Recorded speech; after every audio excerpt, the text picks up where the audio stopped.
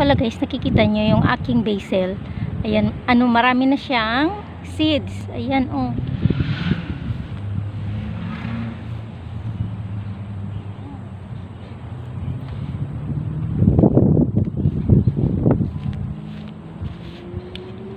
Ayan guys, marami na siyang seeds. Ayan, magiging binhi na yan.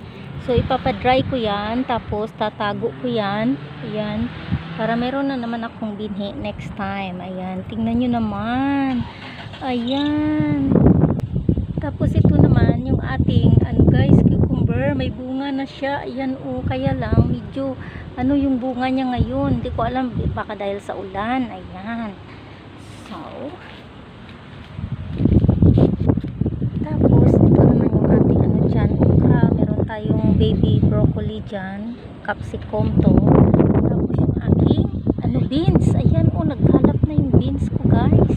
Tapos speaking of, ang aking alugbati. Ayan, ang aking alugbati guys. Oh, pwede na naman siyang i-harvest.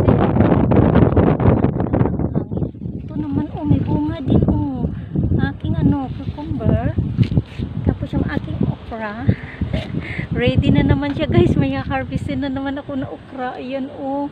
Ayun. Saan na yun? Tadaan. Saan pa yung isa?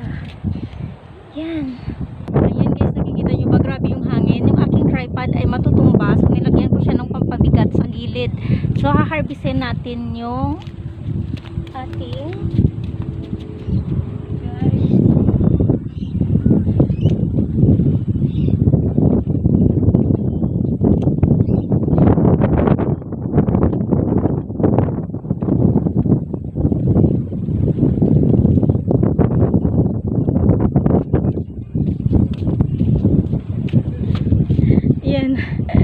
meron na naman tayong ano, lily finger. Ayan, charan. Look. Pero yung aking alugbate, saka ko na yan siya ha-harvestin. Ayan, ang ganda niya. Diba? Ayan, kita nyo ba yung ating alugbate? Ito yung hinarvest ni Mister. Ayan, o kita nyo ba, hinarvest ni Mister yan. Tapos yung kanyang puno, tinanim ko itong dalawa na to.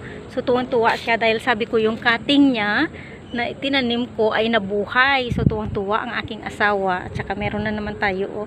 Tapos meron pa yan, oh. Hindi pa yan tumitigil. Meron pa talaga.